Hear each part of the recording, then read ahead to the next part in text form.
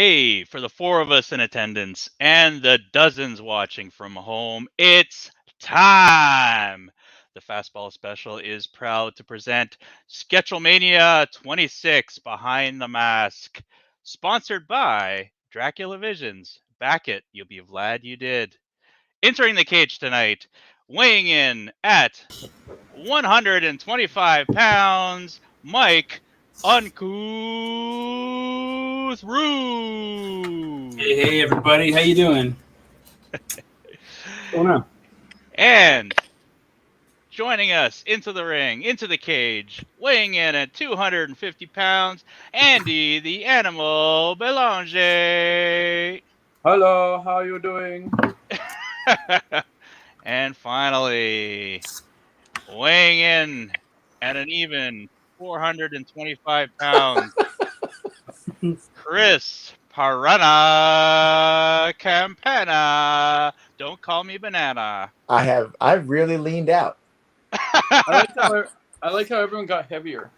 That was my favorite part. and finally, weighing in at none of your business, Slam Duncan as your moderator tonight. Let's lower the cage.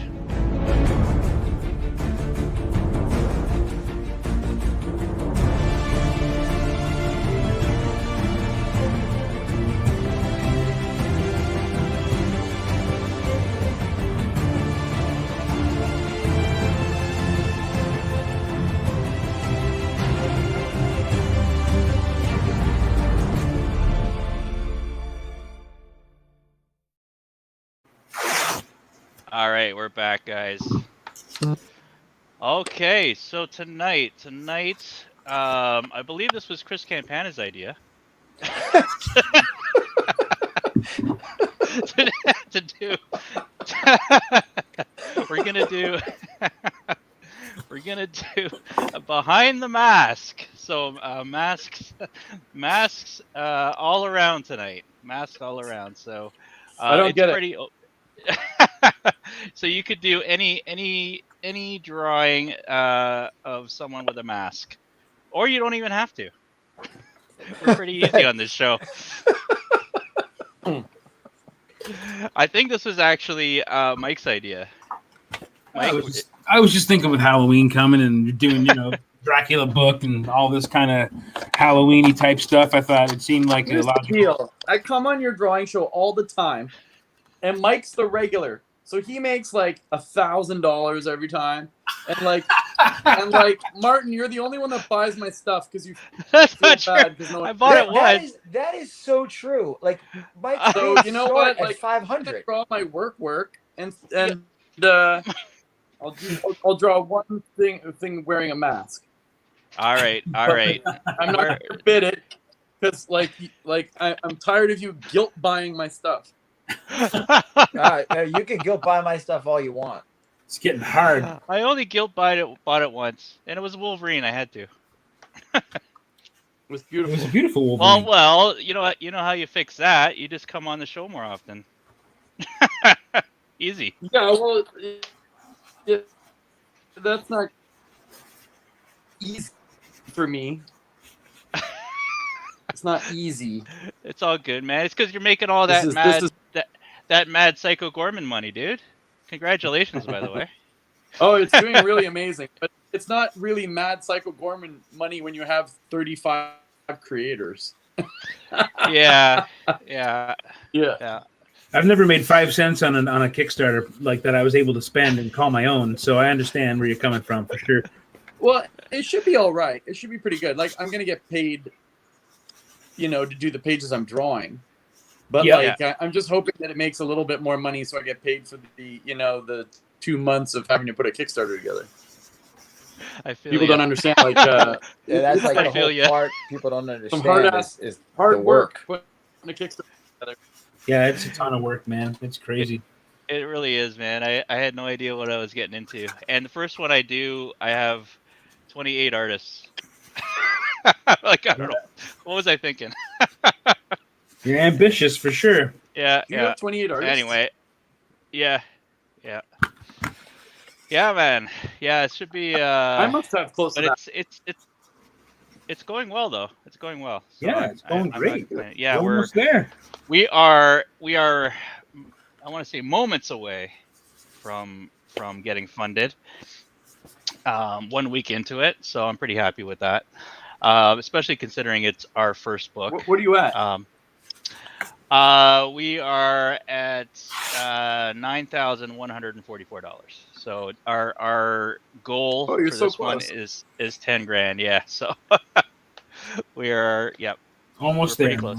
Almost there. Just over $800 away. You can probably hit it. You can hit it from what Rooth's piece sells for. Well, you get all the money from the sales, so you do what you want. There you go. There you go. All right. So have you guys? I know that Mike's already figured out. Chris, you're already well ahead too. I'm making it Andy up. looks chill. I can't tell. He's working on something.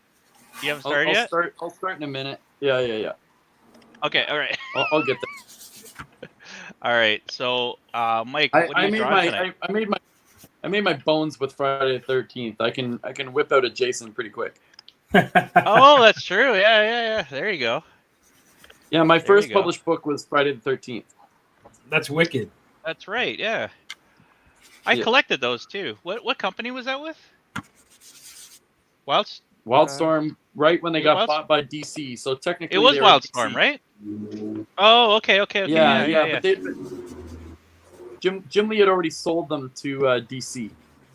Oh, so they had the new line license, and they were doing Texas Chainsaw, Friday the 13th, and Nightmare, I think. Nightmare on Elm Street comics and Lost Boys comics. Yeah. They also I collected. I think I collected comics, 3 of those lines. I have them in long boxes somewhere. Yep. Very cool. Well, there you go. I remember Jimmy Palmiotti worked on a bunch of those.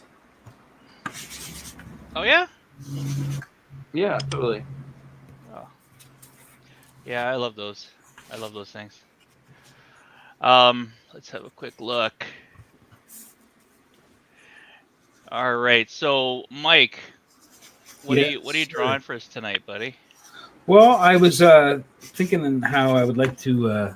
I always enjoyed in the Dracula, the Bram Stoker's Dracula movie, the armor that he wore in that. So I was just gonna draw a bad. I had this red paper I've been saving for something, and I can't remember what. So it seemed like a good idea to try to draw that cool red, like organic looking armor that he has in the opening scenes of the movie, and impaling some poor bastard heathen on a long pike. Awesome. That's the plan, anyway. I fell in love with that movie instantly when I saw that scene. That first opening scene was amazing. I had a self-published book called Black Church that was kind of all about that. Yep, I remember it well. I have the T-shirt, man. Yeah, that was the whole thing. I just wanted to make that scene into a comic book. Yep. Really? I actually haven't read that. Oh, dude, it's awesome. You got to get it. It's called Black Church? Yeah, it comes like in a 45 record sleeve. Oh, that's cool. That's cool. It's badass. Yeah, it's square and it comes in a like you're buying a 45. It's really cool. Oh, right on. Does it come with the yellow? Does it come with the yellow thing to put it on the phonograph? Like if you packaged it with the yellow thing to make it fit on the phonograph, that'd be cool. Oh, that'd be so cool. No, it barely fits in the damn packaging. You gotta like fight with it a little. Kind of sucks, but it looks cool. Hey, Martin, did you think about making everything fit when you're doing all your shipping for your Kickstarter, which is the one of the biggest pains in the ass? I have a professional. So in addition to Mr. Sam Noir, who's a Kickstarter guru, I'm also working with one of the guys over at Raid for fulfillment, and he's awesome. He's really awesome. So so we've sort of planned it out that way. Are you talking about Rob being awesome? Yeah. Rob? You're crazy. What's that? Yeah. That man's a scoundrel. He's a scoundrel. Is he? Yeah, you don't know him like I do. I used to live above him for years, and we would get drunk and play Call of Duty all the time. He sounds awesome. Yeah, no, he's good, man. He's good. He knows his shit. Like, yeah, like I I'll would talk be to him. upstairs playing Call of Duty, and yeah. he'd be hammering on the ceiling, going, "Just come down here and we'll play." So, that was fun. That's so great. Are you pissed off because he would kill you all the time, or? No, he was pretty. Was good, he a better player? Huh? I don't know if he was better. It was pretty even. All right. But we would always get smoked by people online. You know, like. Well, I know. Well, they're all 13-year-olds that do that all day. Yeah, they're all insane, and you know, we get on there and trash talk them. That's for sure. Yeah, as long as you can make them cry. When I would trash talk online, though, I would use like a 13-year-old voice. Can you give us a sample? What would that sound like? No, I'll give you my gamer tag and all you right, can find out. All right. We just murked you. I don't want the FBI to show up at my doorstep.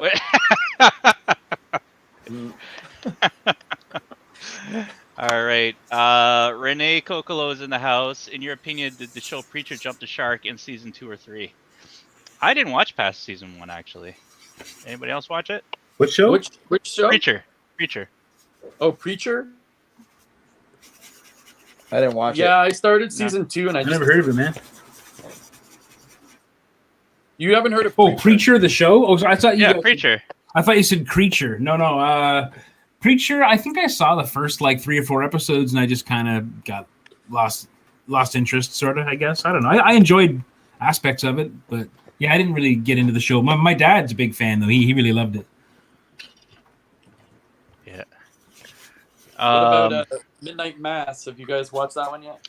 I watched that one. I loved it, dude, but we disagree on the ending. I like the ending. Yeah, we disagree on the ending. Chris doesn't like it either.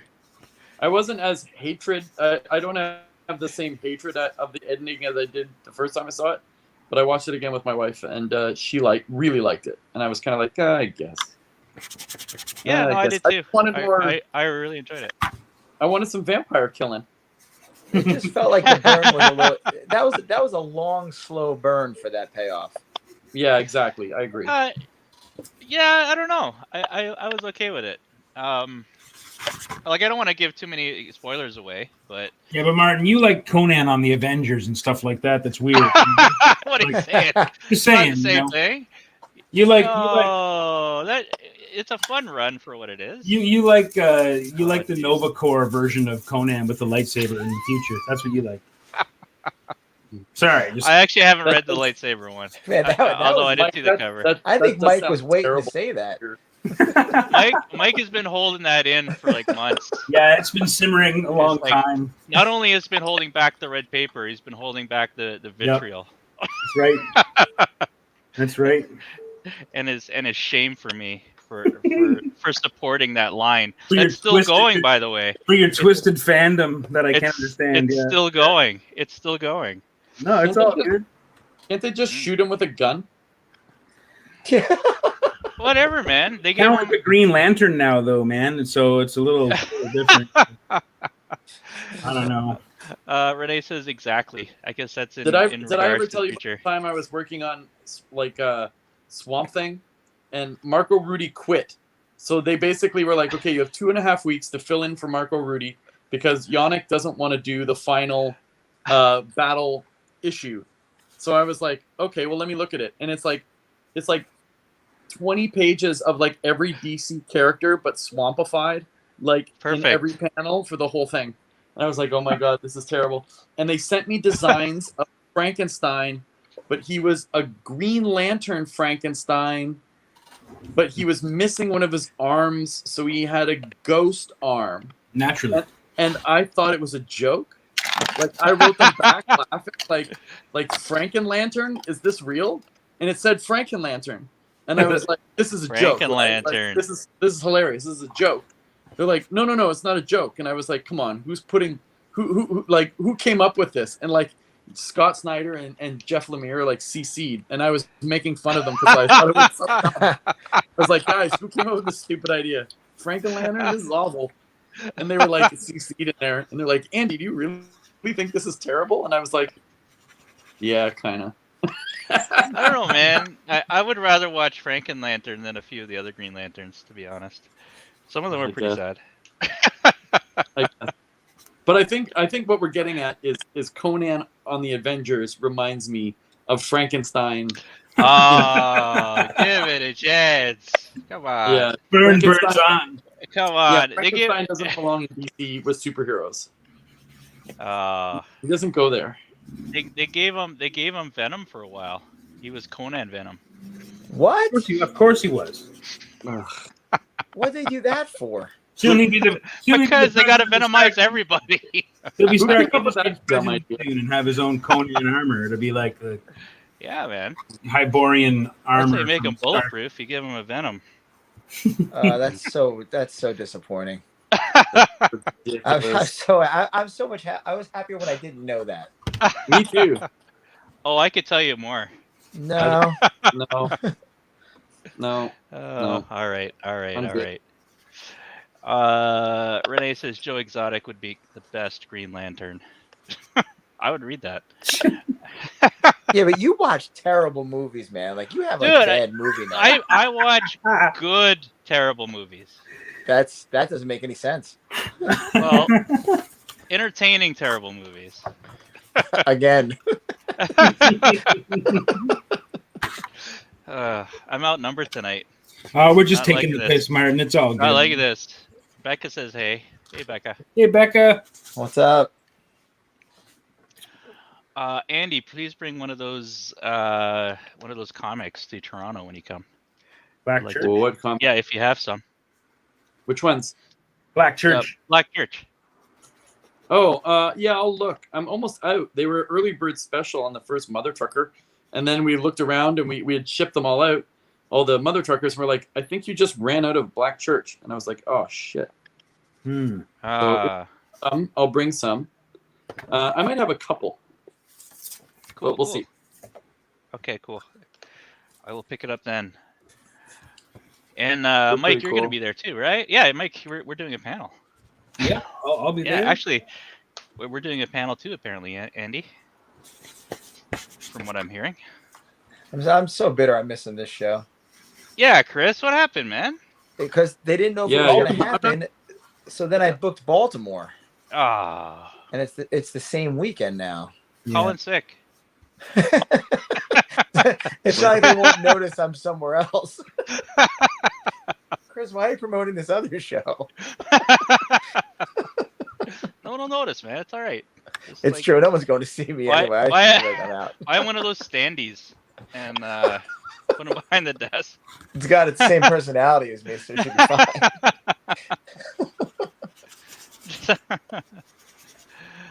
fine. Jamie Daly. Amanda says, hey, Jamie. Hey, Amanda. Oh, all right. Chris, what are you drawing for us tonight? I'm drawing Daredevil. Daredevil's got a mask. Well, and plus Halloween, Devil. Mm-hmm. Oh, that's genius. That's why he came up with this idea. See that? Very cool. That's what I got going on. Very good. All right, the Andy. Whole story. Andy, you figured out what you're going to draw? Are you going to draw Jason? Yeah, probably. My phone stand is falling apart. Keeps slipping off. This is the worst. Yeah, I'll probably draw Jason. Hang on. Let me just fix my phone stand. Cool. Right on. Can't go wrong with Jason. This is like, I've had so many interviews, it's ridiculous. This is my fourth one today with stuff. Oh, yeah? Yeah. They won't ask questions like I do. Yeah, no, they don't. Can we play that game again, Martin, with those ridiculous questions? Do you want? I kept getting worse and worse, and I was actually asked to tone it back at one point. Why? Anyway, there were family members watching.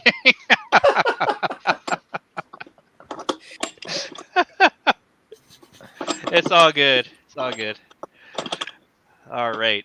So let's talk about some of these projects. So let's shoot off. Let's talk about Psycho Gorman first, actually. So we got 16 days to go. I'm going to share this. Yeah. We got 16 days to go.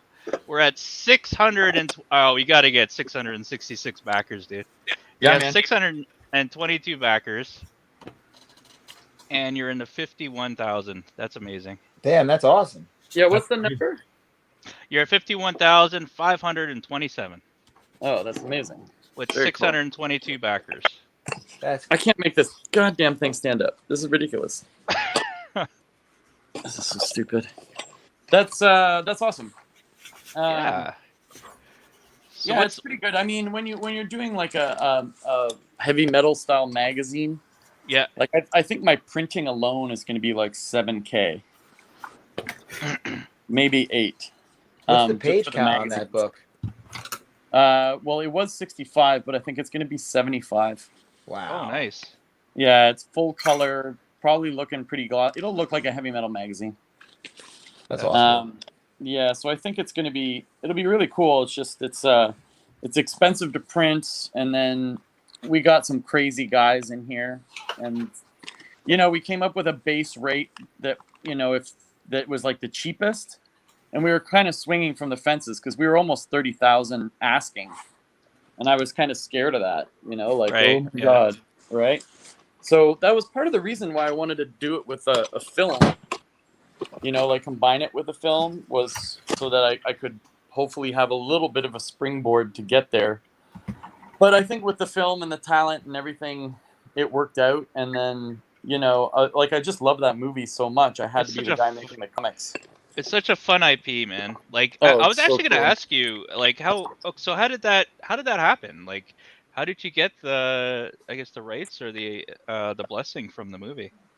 Well, do you have any friends that like are kind of like insane and like they say they can do anything, and everyone goes, no, you can't do that, and then they do it? I'm that friend. Apparently. I'm that friend. No one ever believes me. No one ever believes in me, and I just do it because I think I was born with no shame. So what I did was I have a few. The truth is, I have a few connections in film. Okay. And a friend of mine who did Hobo with a Shotgun and Dark Side of the Ring. He's the director. Told me about the movie, and a couple other comic people told me about the movie, and they kind of told me like a little bit like who to contact a little bit, and so that's how I did it. And then I really just cold called them. You know what I mean? Like I had the email and just went, hey, I'm in a studio with a bunch of, pretty hardcore professionals. We started a company, and we want to be the guys to make the Psycho Gorman comic. And he was like, okay, well, let's set up like a little meeting, and, why don't you send me over some stuff? So what I did was inside my studio, we share with a video game studio, a video game startup. Right. And all the guys worked at Ubisoft, and then they broke off from Ubisoft to start this company and do their own sort of like it's like a Metroid style game. And they showed me how to do a proper pitch deck, and their pitch decks are used to try and raise millions of dollars. Okay. Right? They need millions of dollars to pay the 8 people on staff, proper wages and all the rest of that. So they kind of showed me what their pitch decks look like, and I made my pitch deck on their basically the way they make a pitch deck, and sent that to the Psycho Gorman guys, and then they got very interested because it had stuff like, like what we want to do with the stories, like, what we can offer, the talent that we can offer, and budgets based on using Kickstarter. And it was really hard work getting them to believe in Kickstarter. Because film companies, if they have to Kickstart, it means they can't raise funding. So it's kind of like, I think whenever you mention Kickstarter to like a film company, they feel a little bit like a loser. You know what I mean? Okay. So they're like, we don't want our IP attached to Kickstarter. But I was like, it's not like that for comics. It's almost like a store. It's almost pre-orders. Yeah. Yeah, people are pre-ordering. Yeah. People are going because they get all this cool extra stuff. They want to see these comics made because, like, let's face it, the comics I want to make, publishers won't publish them. Like I spent 3 years trying to get stuff published, and people just thought the ideas were too far out. And I was like, I know I can make something cool enough that's going to sell. I just have to make it. But like when you can't get anyone on the phone, or, you know, it's some company they want to give you like $100 to $150 for your black and whites, which is less than minimum wage at like a McDonald's, you know, and then they want 50 to 100% of your rights when it comes to merchandising and film. It doesn't make sense to work for any other company inside the comic book industry except Marvel and DC, because they pay pseudo properly. But even now they only pay, you know, sort of like $300 a page, which is, you know, even if you're working 2 days, that's not a great living. That's like not bad, you know, but it's not great. And that's cream of the crop too, right? Yeah, and I've been priced out at DC because my rate is $390 because I work with Scott Snyder. So whenever anyone at DC would look to hire me for a gig, they look at my rates and go, "Oh, geez, like Carl's been working at DC for 25 years, and my rate is like $70 higher than his." So, wow. You know, if there's only 2 companies to work for and my rates are higher than they can afford, what's left? Working for minimum wage? But this thing has really come together. Like your Lethal Comics, it's been just on a tear. Oh, yeah. So that was the idea, is that, you know, if we actually want to do our own things that we self-publish and we band together and we pool things like our fans and resources and printing and, you know, how to build Kickstarters and how to, you know, and we all want to write our own stuff. So we have a writing group where we send around our scripts to everybody to check out, you know, try and fix and, you know, give feedback. It's kind of like a great win-win at Lethal as far as like putting out our own stuff. And the idea behind Gorman started sort of like in March, April. And the idea was, you know, we're like, I've always wanted to make a heavy metal magazine. Like, that I would curate the artists, because I don't know, like, Mike, have you been to Heroes before? Yes, sir. So you know in Heroes they have that Indie Island. Yep. It's like full of the coolest artists you've ever seen. Yeah. And they're Indie Island is cool. Oh, it's so cool, and they're drawing like they're not drawing to work at Marvel and DC, because Marvel and DC has a definite house style. You know, you might get guys that like kind of like skew a little bit this way or a little bit that way. And, you know, right now they're going after an aggressive YA market. So there's a style there, but it's very corporate, right? But the guys at Indie Island, that's pure comic making. Those are like your Jack Davis, your Mike Plugs, your Bernie Wrightsons, you know, like those are, you know, like your Mort Druckers, like those are the guys you're going to find there, you know, and those are the guys that I always thought were the most talented and did the most pure form of comics. And that's what I wanted to make as a comic or as a publishing house or a magazine or one of those things. So the idea of, you know, hooking up with this movie that I absolutely adored. I watched it 3 times in a row the first time I saw it. I loved it so much. I'm going to revisit it as well. It's great. I haven't liked it as, like, I haven't liked a movie that much since I saw Fury Road.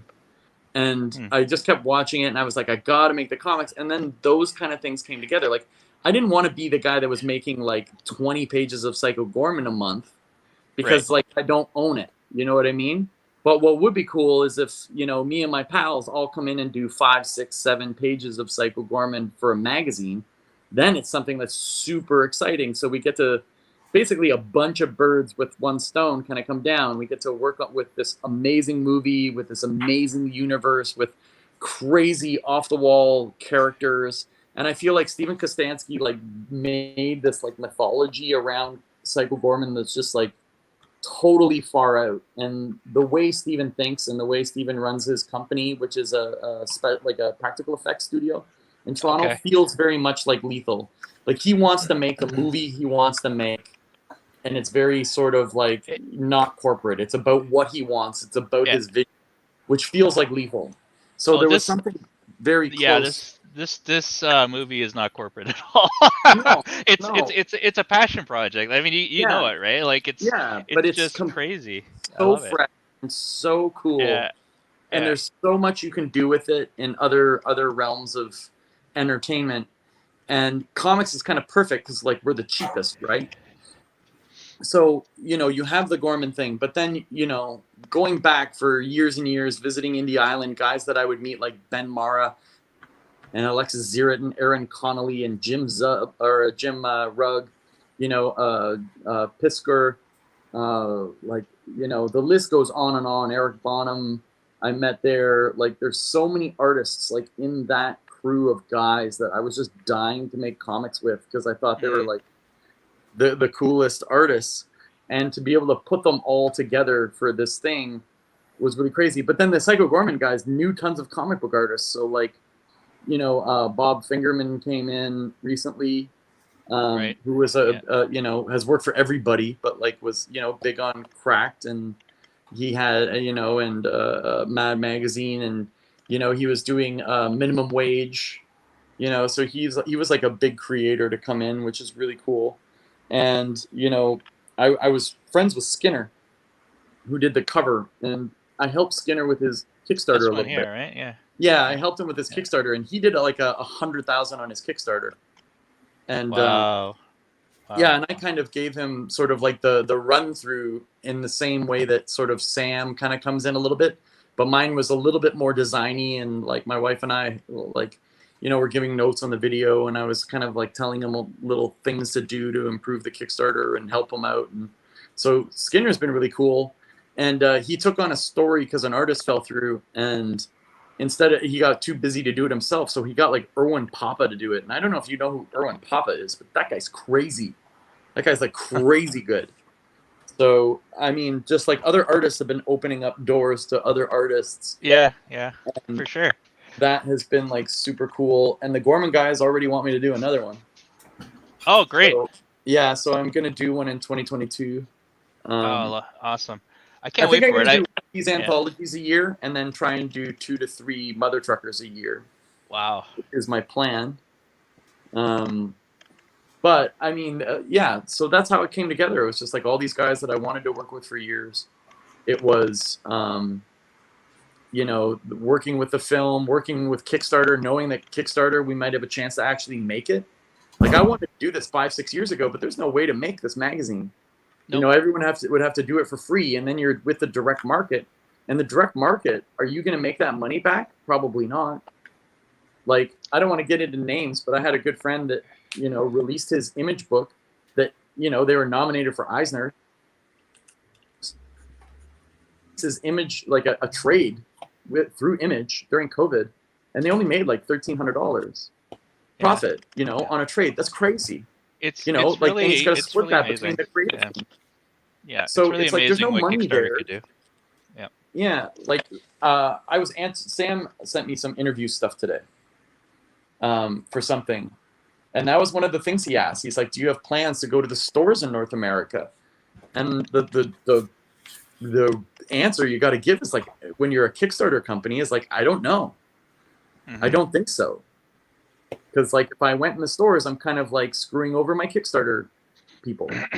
Yeah, you know? You're almost building a Kickstarter. Yeah. If I put it in a store, they're getting screwed over, and they're getting screwed over because that first book that goes to the stores, you know, they're going to buy it in the store, and no one's ever going to get another Kickstarter through us because they can get it in the store, and then we can't afford to actually make it anymore, and the company dies.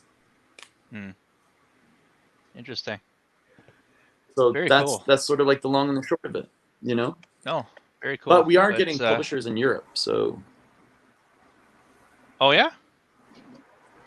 I was gonna say, yeah, for the covers, you're just killing the covers, man. I was, as you can see, I grabbed them all. I was like, I didn't know which one to choose. Awesome. They're cool. So great. Yeah, they're so great. Oh, sure. Cool. Thank you. Yeah. I wasn't gonna use mine, but we had. It really sucks. Like I'm very good friends with. I'm pretty good. Like, not very, but you know, friends with Simon Bisley. And do you know him, Mike? Yes, sir. Yeah, he's really hard to get a hold of. Yeah, like I would return every phone call. No. Yeah, like, I love Simon Bisley though. Down, and I offered him more money than I know a bunch of my friends were offering him that he did stuff for. Like, I offered him quite a bit of money, and like he just eventually just like I couldn't get him to answer back. Yeah, but I was very close, and I've known him for years, and he always said, you know, like, if you ever want anything, let me know. And yeah, you know, I know I was offering him 3 times what other people were giving him, and right? Still come back on it. So, that's a bummer. Maybe I can get him. Paul Kemp says your Kickstarter looks great, Martin. Awesome all-star show tonight. I agree. Thanks, guys, for jumping on the show. Hey, Paul. I really appreciate it. Okay, Paul Kemp, Paul. friend of the show. Big friend and big supporter of the show as well. Paul's as good as it gets. Yep, he really is. Deep River Geek Fest, aka Jay Crawford, says Sweet Psycho rocks. Yes, it does. Thank you. And he says my buddy Ben was an extra in Hobo with a shotgun. Oh, no way, cool. What's the guy? I actually met the director once. After Yeah, it was sorry? Jason. Yes, Jason. He was Jason. Jason Eisner. Yeah, he was great. I met him really down to earth. Met him at the Toronto After Dark Film Festival. And I believe he premiered Hobo with a Shotgun there, or at least it's one of the premiere months. And he came to the after party, and we were just chatting about all sorts of things. But he's a fanboy too, man. He loves loves that stuff. Totally. And really great guy. We went to a Mondo. What's the film festival in Austin, Texas called again? It's not Southwest. It's not the Alamo one, is it? Yeah, it's the Alamo one. Oh, yeah, I know what you're talking about. It's not Action Fest. It's something like that. But anyway, Fantastic Fest. I think it's Fantastic Fest. Anyway, it's at the Alamo Drafthouse Theater, and they were running at the same time as the Mondo Con. So I was at the very first Mondo Poster Con, which was the best show that I've ever done. I got there. Oh yeah. Becky and I opened our table at 10 o'clock in the morning. By 11:30, I had sold out of everything. Becky was sold out. I was sold out of everything by 11. I had nothing left on the table, including my entire thing of originals. And I kept having to run back to the tent that was outside to get change. And they were making money hand over fist. I think I saw them make $50,000 in this time that I was standing there trying to get change from them. And then I came back, sold out of everything, and I walked away with I think $7,000 from that show. I got a question. Crazy. I got a question for the three of you guys. And I've heard this. Who told me? Yannick actually told me this. He says the further away he is from his hometown, the more money he generally generates at these things. Is this true? Yeah. That's why I quit doing Toronto for the most part. And now I'm thinking of not doing Montreal. We're too used to you. Yeah, well, that's it. The first 2 years I lived in Montreal, I was doing really, really well. And then consecutively, it would be worse and worse. And it was even this year when they were doing the virtual cons. My first virtual con, I made a ton of money. And then every time, it was about half as much as the time before that. Interesting. Yeah. So, Chris, do you find the same as well, or? Yes and no. I mean, I do really well at Baltimore. Baltimore's 3 hours away. Okay. But that's because it's such an artist show. Heroes I've done well at, and that's 8 hours away, so I guess. But MegaCon hasn't always been good to me. So. Okay. But Florida's turning into more of an anime show. Oh, is that right? Yeah, it's not as it's a couple of years now. It's feeling more and more less comic book, and it's not because of Kevin. It's not because of what they're doing. It's just the fan base down there is just seemingly gravitating more towards more anime stuff. Okay. Mike, same for you, or are you? It's hard to say. I think within Canada, sometimes for me that's true, but I find the cost of traveling to the States so high that I actually very rarely make measurable, profit at those shows. It's been a number of years now, and I've had really, really great shows in the States, but I just find I love Heroes, for instance, but Heroes is a show it's like a phenomenal pure creator show. There's nothing but comics and people who make comics there. I need to go one time. Yeah. You have to go. What's amazing about it is just the access to creators is just it's you can't compare it to anything. But the cost of going down there, flying down there, traveling down there, the different times that I've went, there's been a lot of times where if you end up in a bad location and you end up with a bad traffic flow, depending on where you're at and where you are at with your career, and also where you're at with your, your ROI, so to speak, you can really kind of, I mean, I've gone home just completely broken with my tail between my legs from Heroes. I always have a fantastic time. I always connect with creators, and I always usually projects and things blossom, friendships and relationships blossom from the experience. But I never really treat those shows like that. To me, there's no guarantee. It's like, I know Andy mentioned, like, the randomness of like the auction, the live auction show with Montreal. Like, I tend to do well at that show, most of the time, but I never have any expectations of how a live auction is going to go. I've had some where I've spent all day on a piece and had it go for way less than I thought it would. And other times do something very quick and have it go gangbusters. But, it's weird. It's like, I think when you're traveling to the States too, in my case anyway, a lot of it has to do with the cost of getting all your material down there with you, and then the hassle that can bring with it as well. So I'm pretty much staying, north of the border, I think, for the time being. Yeah, I do find that when I get I had a fantastic show in Saskatoon. Justin and I from Big Country Comics, like, we destroyed that weekend. We Saskatoon, had two of us working a 4 or 5 table booth, and it was our first show together, and we just destroyed it. Like, it was insane, and like it felt like Fan Expo. I mean, Chris Bernard and the guys that run that show, the amazing volunteers, that was just a crazy good show. I can't explain why. It was just busy all weekend long, and it was just nuts. And and the East Coast, I tend to do really well on the East Coast as well. And Montreal's always been pretty good to me. I've had a couple of shows that were hit and miss, but I've had some that were just like, I mean, if I had something that was kind of cool on my table, like a new comic or a new cover or variant cover or something like that. But yeah, I found, but I do find in general, like, I mean, I think my best shows in theory end up being a Fan Expo, mainly because, I'm able to sleep in my own bed, so I don't lose any money to hotel, things like that. Right. Yeah. And that makes a huge difference. I still up all night. It's not like I sleep. It's not like I'm actually getting any sleep, but at least I get to return home. I can, chill out with my cats while I'm trying to bang out commissions and, get ready to do it again at 8 a.m. kind of thing. So I think just by the geography of it, I think Fan Expo is probably my most profitable show here in Toronto. But yeah, I don't know. I think it's always nice to, I mean, I love traveling. My wife's given me that as a gift, this love for travel, and we haven't been able to do very much of it, obviously, with COVID, but even before that, we kind of slowed things down a bit, and we're looking forward to getting back on the road. And we'll get there. Yeah, sure. I got Winnipeg at the end of the month, so I'm looking forward to that. I don't again, it's the first time this particular, iteration of Winnipeg Comic Con is operating, so we'll see how it goes. And I do worry about the numbers and the safety and all that kind of stuff, but I know those guys run a pretty professional ship. So Mike, New York did I don't know what their numbers were, but it wasn't obviously what it was in years prior. Sure. But I will say that it was my second best.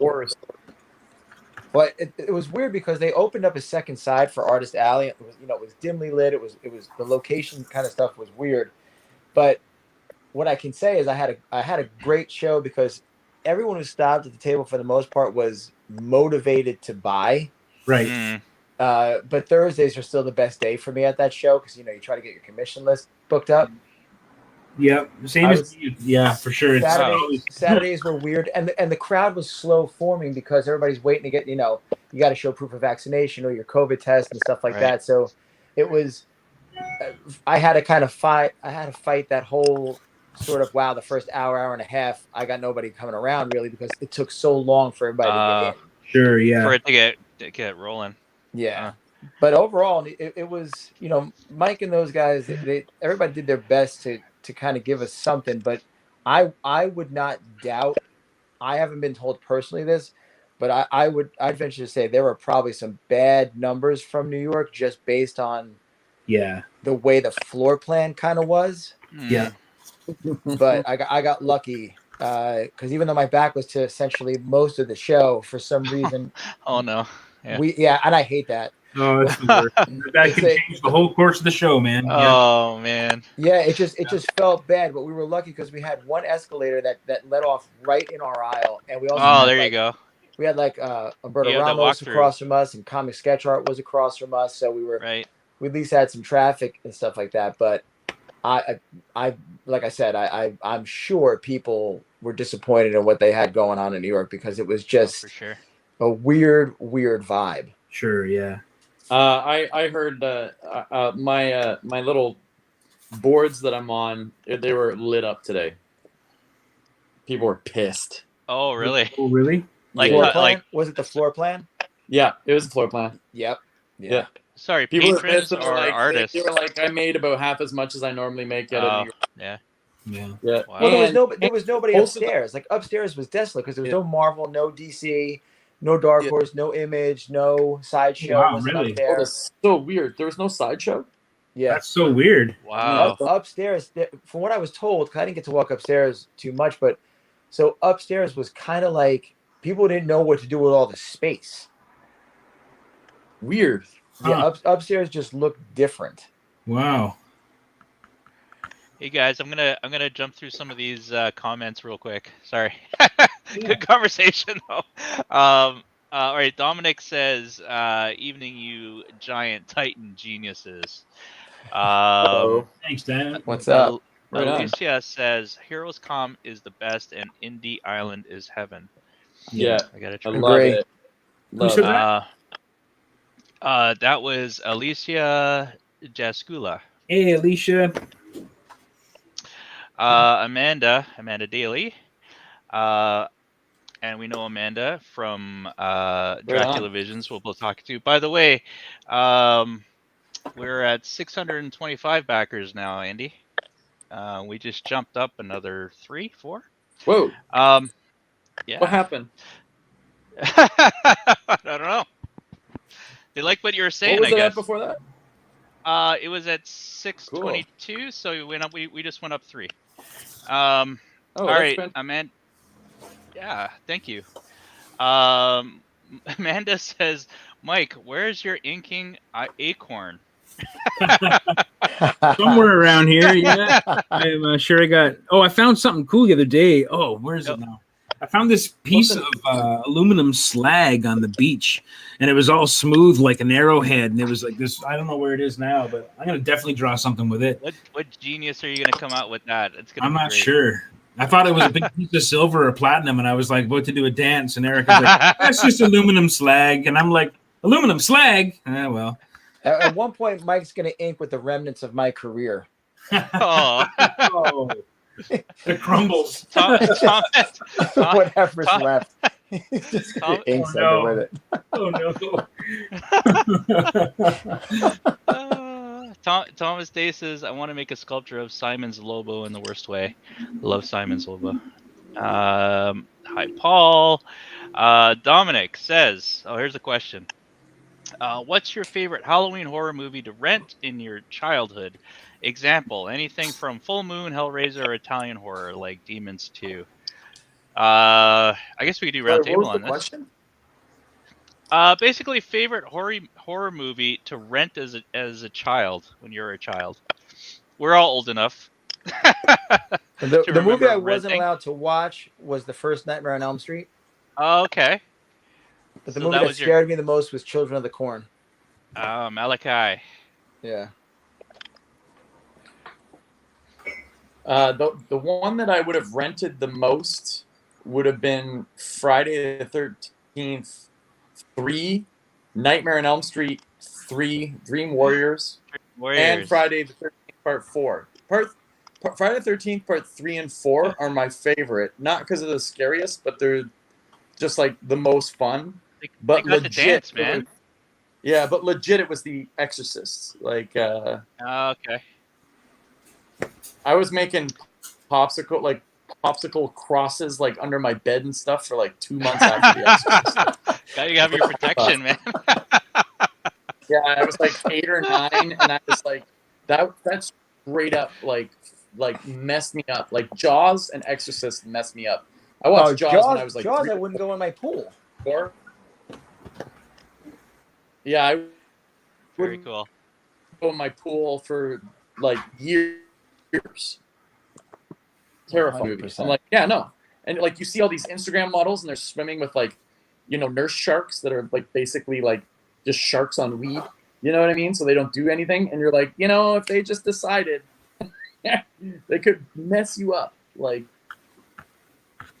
I don't know. I don't trust them. Never You're not gonna trust a see shark. me. Or Never Sharknado. trust a shark. There'll be no selfies with shark. Mike, what do you got? What is one of your go-to horror movies, or when you were a kid? You know, I don't know. I didn't really watch a ton of horror movies when I was a kid. I think I like mostly like big monster stuff. You know, to be honest, if you like, most of the movies I rented when I was a kid were probably like wrestling tapes. Like, you know, there's this weird video rental place that had tons of old wrestling from like the mid South and stuff that we didn't get up in Canada, and I used to watch a ton of that on tape. And yeah, that was kind of a horror show in its own way, in some ways, but yeah. You know, some of the ECW stuff, maybe? No, I mean much older bloody? than that. I mean like early Oh. 80s, like before the Road Warriors, before all that stuff, like Nick Bockwinkel, AWA champ, like that. These are, you know, these years, like way like old AWA stuff. I used to watch tons of that because we get a bit of that up here, but yeah, I don't know. I mostly. Oh, I love Razor Ramon. I love Scott Hall. When he Although just to be said, true, there's one horror movie I used to rent, and it's a horror movie in a number of levels. And then I owned it. I actually bought it from the video store because they were like, "You renting that movie again? Are you weird, man? Like, what's wrong?" And it was Kiss Meets the Phantom of the Park. Yes. Which was a terrible times infinity movie. But I love it because it's so bad and You had to dub over Peter Criss because he was too hammered on oh the set. man. Yeah. It's just the fight. It's the fight with great. the android Kiss members at the end, and it's just lasers, brilliant. man. We had laser eyes. It's beautiful. It's a beautiful thing. It is beautiful. So, I'd love to see that again. I've never heard of that movie. oh man, What? Yeah, I never heard of it. Oh, you got to see it. Oh man, It was sounds like like a threat. 76. really? It's Have you it's ever- have you Martin guys ever seen- approved, Chris. Have you ever seen Jekyll and Hyde together again? I don't think so. It's this comedy movie with this guy, this doctor who wants to like create this like self-healing sort of medication, but instead it turns him into like this drug pimp. Like when he changes into Hyde, like a gold ring pops out of his finger, a gold chain, he gets chest hair, like he's dressed up in like a Saturday Night Fever kind of outfit. Like it's the most ridiculous. Martin, you would love this movie. This sounds amazing. I might have seen it actually. Jekyll and Hyde together again. It's one of those like, it's in the vein of like a Naked Gun and stuff like that. Perfect.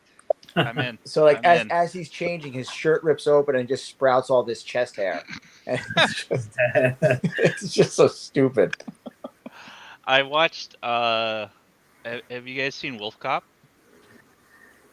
I No. have Gift Cop. Yeah, of course. Oh, you've seen it, Andy? Of course. Yeah, Yeah, of course. Man, it's got one of I the feel most like I saw it at the disturbing. theater somewhere. Did you really? It's got one of the Yeah, I most think disturbing like at a festival. changing scenes that I've ever seen. Why? What is it? What happened? It starts at the wiener. You see it change. At the wiener. Yeah. Yeah. Yeah. I can't believe you said wiener. All right. Wiener. I think It, Wolf it Cop starts was at the one of PP. those movies where when I saw like yeah, I really had to see it. It's great. All right, is that the Slip Dog Hound behind you? Do you guys know the horror movie? You guys know the horror movie Martyrs? It's a French movie. Yes. No. Yes. So I saw at the film festival, and like that was 3 or 4 people left the theater like throwing up. Wow. It's the first time I'd ever It's- seen that. It was It's fucking awesome. It's I almost threw up. disturbing. But that's because I was Yeah, hammered because and I had like 2 pounds of mesquite chicken wing. oh my god, do not sit in front of Andy at a horror movie after he ate chicken wings. Oh, we lost him. He's frozen. Andy, we lost you. All right. Alicia says hi, Mike. Hey, Alicia. Patrick Duvenage says, I love the Ikeo Ashoka Armor Mike. I guess Oh, thanks, that's man. who created it, I'm assuming. Oh yeah, that's right. Yeah, I'm sorry. I probably should have gave credit to the designer. I don't think Amazing design. I don't think I was aware of that. Yeah, that's awesome. Yeah, I've always loved this. I always thought it was such a cool, such a cool costume. Amanda, I definitely want to see you do a piece with a chunk of aluminum. Yeah, we'll do a We found all do. object. We'll do a Sketchlemania found object open challenge one day where I'll let Oh. people just draw whatever kind of weird shit they can find. And, you know, see what we I'm so busy that night.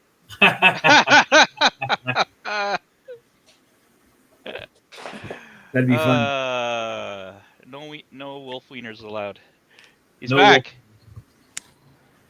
Andy, you're back. Return of the Living Dead, Thomas says. Yes. Whoops. I lost my things. Oh, here we go. All right. Alicia says, Kiss Me, the Phantom of the Park is one of my brother's favorite movies, so I've seen it so many times. Thanks, So Matthew David Smith. So good. It is so good. I love it. This is Julian. Hey, Julian. Watched Tales from the Crypt Demon Knight yesterday. I forgot how fun it was. They did the 2 films, the Tales from the Crypt. It was Demon Knight, and what was the other one? It was the vampire one, right? Someone remind me what that was. But I actually enjoyed both of them. We keep losing Andy.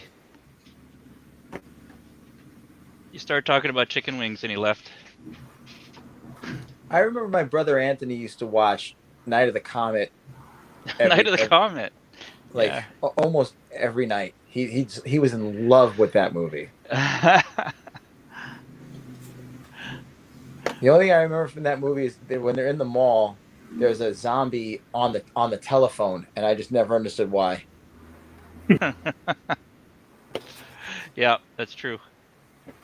I love that movie too, though. There's something about there was just that era of movies that were just great. I think it was when you know what I think and I have nothing to back this theory up, but I think it's because at that time, like making a film these days, a lot of studios don't want to take risks like they used to because it's so expensive. Mm-hmm. So people were able to get away with some crazy nitty ideas. What's crazy is you find when studios take those risks that there's audiences hungry for that kind of stuff. Yeah, exactly. At least they'll find an audience with me. All right. Casey Parsons.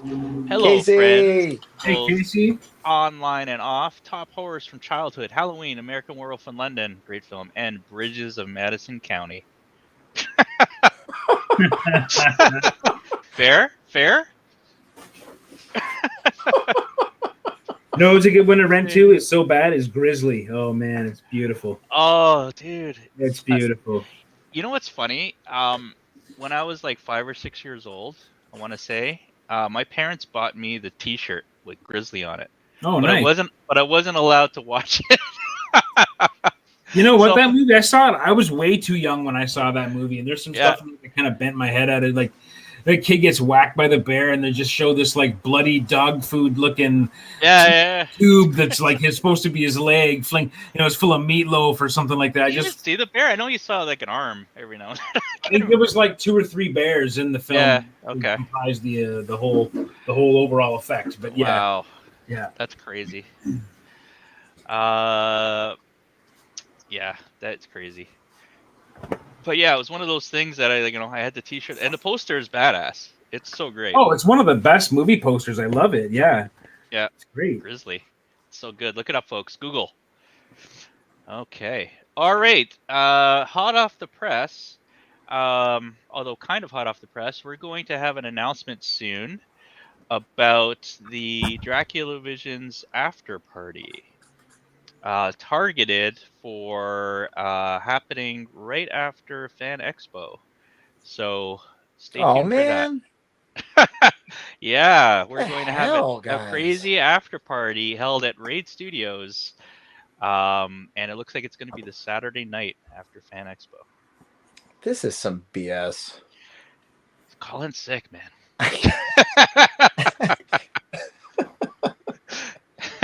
They're going to know. We're gonna call it no, Chris. No, it's like no, ma'am. Damn it. Oh, we really lost Andy, eh? Okay. Maybe. I'm gonna do a couple shout outs for a couple of Kickstarters real quick. Just stuff from friends of mine and things you might want to be interested in. So let's do that up real quick. So, have you guys heard of Monster Atlas at all? Monster Island? Monster Atlas. Monster Island. Oh, yeah, man. That's Greg's book, right? Yeah, Greg Highland. So Greg Highland, it's killer, man. Like it's basically a bunch of maps, and it has all sorts of different legends and monsters and where they would appear based on either from the movies that they're in or the books or the comics or what have you, and gives a little blurb on each of the monsters and a little illustration of them, and it's really cool. So he started off with North America, and now he's doing 3 books in Europe of the different maps and where they are, and I think he's going to Asia next, which should be really interesting. That'd be awesome. Yeah. Yeah, so he's already funded. So if you're interested in that, check that out, Monster Atlas. And I believe Greg is also going to be at Fan Expo too. If you're local, check it out. Sorry, Chris.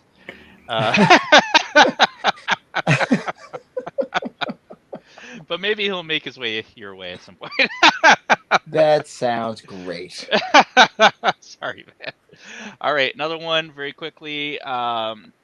Winds of Baltoro. So Winds of Baltoro is it's essentially a board game that's just come out. It's just launched, and they're doing quite well. They're already halfway through their goal, which is amazing. That's awesome. Congratulations.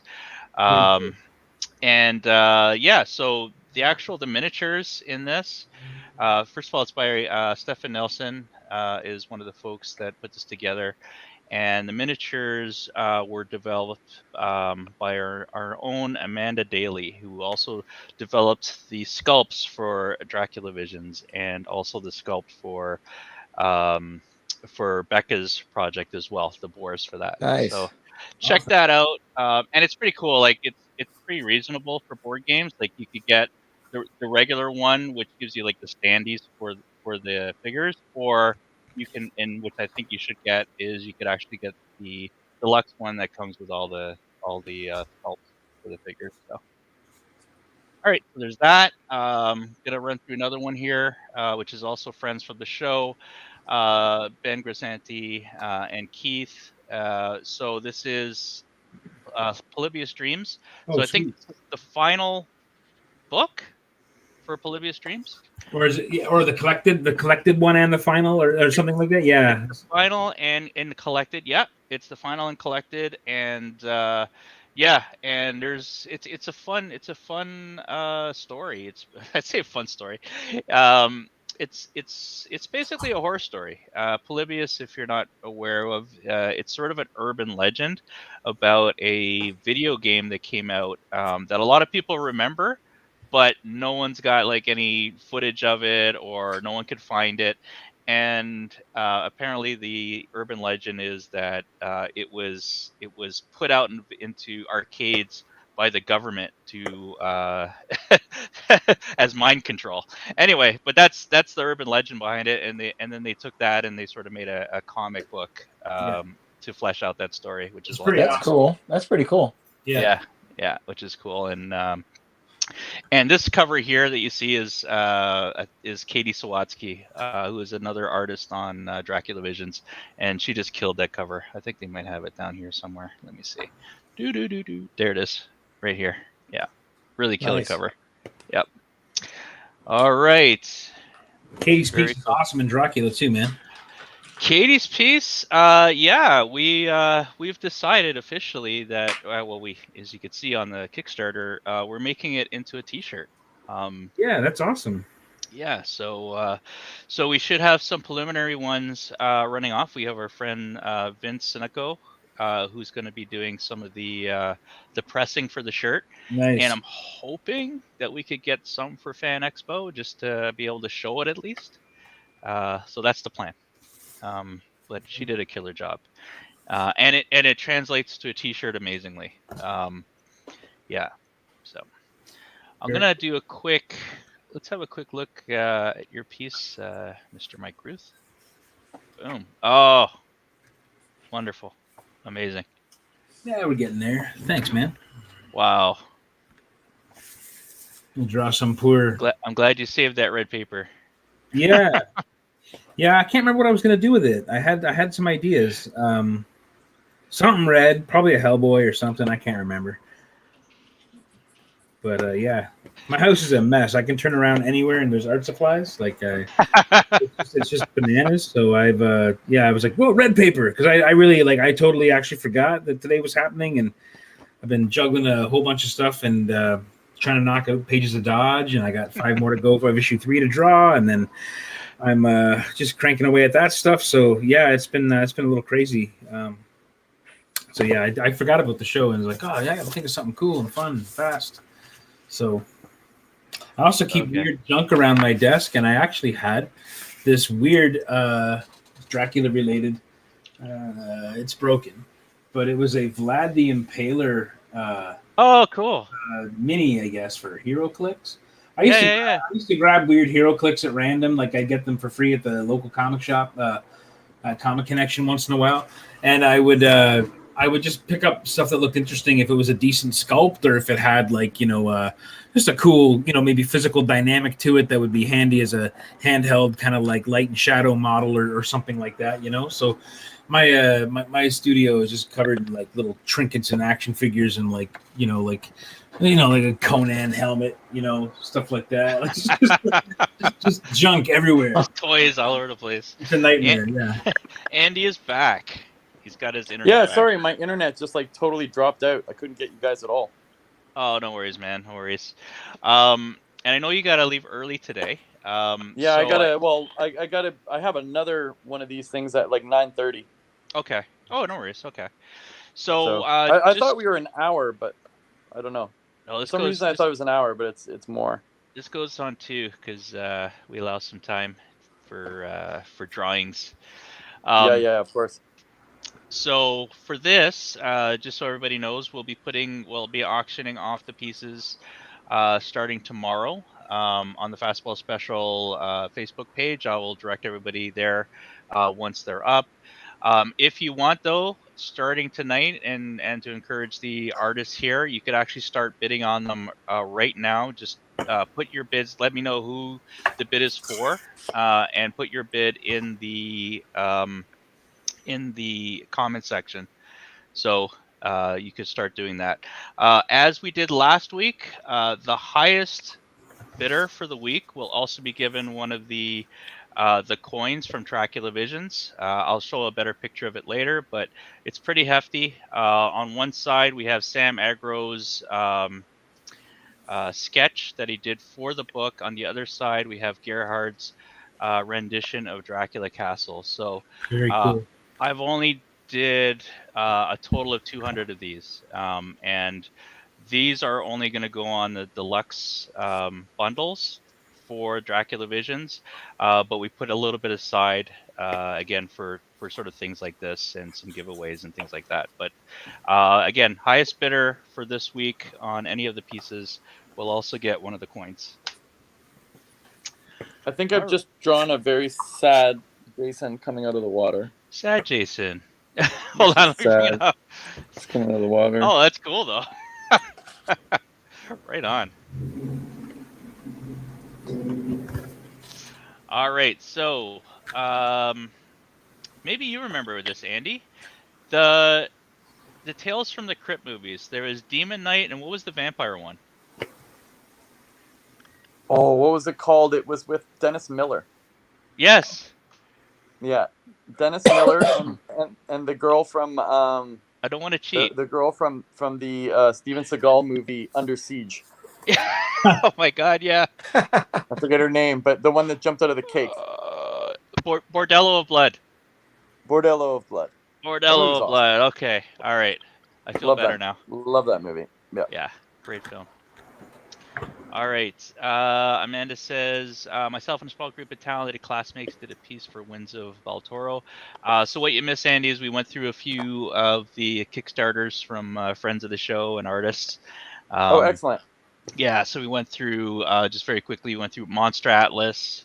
We went through Winds of Baltaro, which is a game with one of our 3D sculptors worked on, and also other friends of the show. Polybius Dreams, which is another fun sort of horror book. And then, of course, Psycho Gorman. Cool. Right on. Yes. All right. Well, I hope you guys dig it. I'm gonna head out and get a drink and then hop on another one of these. All right, no worries. Well, thanks for coming on. Just shoot me the picture of it. And I'm happy that I actually got to do your Dracula piece. Yeah, man. Thank you. Thank you. I actually got into it, which was fun. Sometimes, like when you're doing these things, you don't get as into it, and then all of a sudden, when I started that piece, I couldn't put it down. I don't know if you guys ever have that, but sometimes you'll get on something. Absolutely. And oh yeah. it's like most of the time, a lot of times you're doing stuff, and you're kind of like, you're 75% in the thing, but you have to get it done. But then there's other times you start something and you have a whole mountain of other work to do. Yep. You're like, I don't care. This thing's cool. No, you killed it. And that's what that Dracula piece was for me. I was just like, once I started it, I had to get it done. I had to keep going and finish it, and I'm proud of that one. That one came out nice. It did. And I will say, I will throw a little bit out there. First of all, we got to get this book funded, but once it's funded, we have some really cool stretch goals, and that will play a part on one of those stretch goals for sure. Andy, I don't think you even know about this, but I'll let you know later.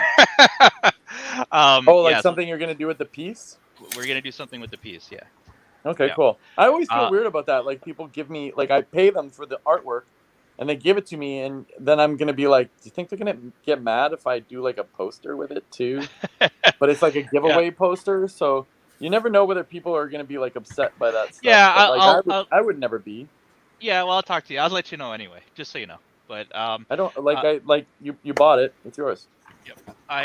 So one thing, when I did get that piece that you did, I sort of put it out there with some promotions for Dracula Visions, and I put it up on one of the sort of the Dracula page, and immediately we got like 300 likes on that thing. They just went crazy for it. So. Oh, cool. Yeah. Right on. There you go. Take that, Mike. Take that. My turn. Your turn. My turn. Sam goes Bordello of Blood. Too late, Sam. We figured it out. Okay. Well, I better go, guys. I'm gonna get some drinks. But thanks for having me on, and I'm sure it's not the last time I'll see you. This is now like the 4th or 5th time I've been on. You have? Yeah, I appreciate it. And and we'll do something at Fan Expo as well. Good to have you. Oh yeah, I'll be there. Take it easy. Yeah, that'll be fun.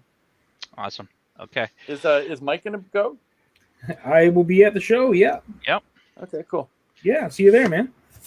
All right. See you guys in Toronto. All right. Take care, man. Except for Chris. Sorry, Chris. What's that? We still love you, Chris. I know. I know if you could make it, you'd make it. Absolutely. Yeah. I was actually pissed the first time I think you came to Toronto, because I was a fan of your stuff, and we chatted briefly on Facebook, but I was all excited, and that particular Fan Expo I couldn't make. Well, this is paybacks for that. There you go. Yeah. Yeah, I couldn't make that one. But I think my brother, my sister, my little nephew came, and you did a little Captain America piece for him, which he still has up on the wall because he was dressed up like Captain America. Yeah. Awesome. I try to always do something for the kids, because it's like, I know that, obviously older generation goes to the shows, but it like I've said this before, if we don't get the kids involved in it, like at some point this is gonna be at the shows.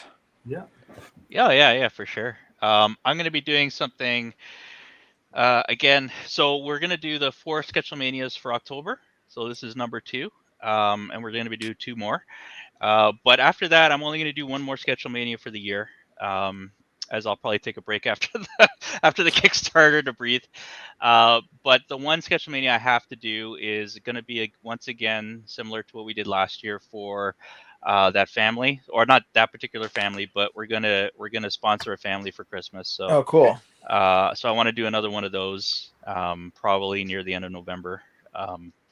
So we'll put out the ask then, whoever wants to come on and sponsor. All right, cool, man. So let's have a look at Chris's Daredevil. Oh, sick! Killing it, I'm done. killing it. That's crazy, dude. So Thanks, good. man. So good. Thanks, brother. There's this thing with Daredevil when I draw him. It's like he was my brother's favorite character, so I feel like I have to make it where my brother would like it. Yeah. I got you. It's like a little bit extra when You're not calling this one in, man. This is quality. That's cool. Some of those characters just have a different weight to them, you know. It's really like that. It's hard to explain it sometimes, but yeah, there's it really adds a different kind of approach to it when the character has a little bit more more attached to it, for whatever reason. Absolutely. Very cool. Absolutely. I plan on taking a picture of this and sending it to him, and trying to get approval. Even though he's 50, even though I'm in my 40s now and he's in his 50s, I still need his approval. Awesome. You have my approval, Chris, but you don't care much for my approval. That's not true. I'm on the show. I don't care much for your movie. I know that, but you make fun of my comics that I read, the movies that I watch. You need to know that I'm probably not the only one doing that, though. Yeah. One of us. So much so, he's not even coming to Toronto. I know. It's so crazy. Like Kevin put up that he was like looking for people for whatever, like for the show or letting people know there was some openings or something. I was like, yeah, man, I could do it. I'm vaxxed up. And he's like, Chris, you're at Baltimore that week. And I was like, oh, shit. Kevin, your year's better than you did, eh? He did. Because we had talked about it. We talked about it at Boston. I was like, oh yeah, you're right. Kevin's got his finger on the pulse, man. He knows what's going on. All right, man. I love that dude, man. He's so good to me. He's Kevin? wicked. Oh yeah, he's great. Kevin's awesome, man. Yeah. For sure. He runs a tight ship for sure. Yeah. Yeah, man. So I'm gonna take a little moment and talk about Dracula. Do it. Because, Well, wait. Do you guys mind if I jump off and get back on the other stuff? No, man. I don't want to leave. Nope. I don't want to leave you hanging, but I do have to get back on that other stuff I was doing. Oh yeah, no, go for it. Do your thing, man. Do your thing for sure. That's yeah. All right, I'm sorry about that. Oh wait, you can't do it here, can you? You can't show it, right?